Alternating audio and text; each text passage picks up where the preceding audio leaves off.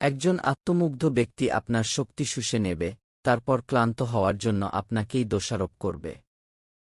তারা একই সাথে আপনার মনোযোগ, ধৈর্য, সহানুভূতি, মানসিক শ্রম এবং নীরবতা দাবি করবে।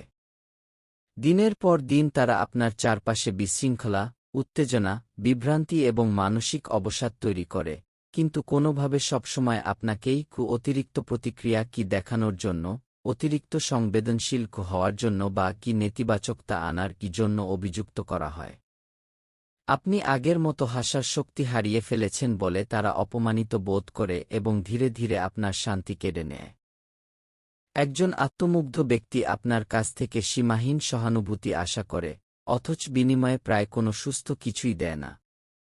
তারা তাদের সমস্যাগুলো আপনার উপর চাপিয়ে দেয়, এমন তর্ক শুরু করে যার কোনো সমাধান হয় না, মিশ্র সংকেত দিয়ে আপনাকে উদ্বিগ্ন রাখে এবং আপনাকে ক্রমাগত ভয়ে ভয়ে চলতে বাধ্য করে।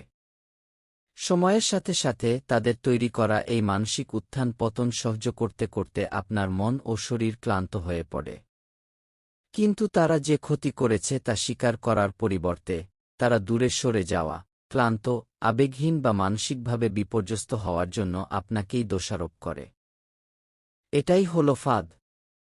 তারাই ক্ষত তৈরি করে, তারপর সেই ক্ষত থেকে রক্তক্ষরণের জন্য আপনার সমালোচনা করে।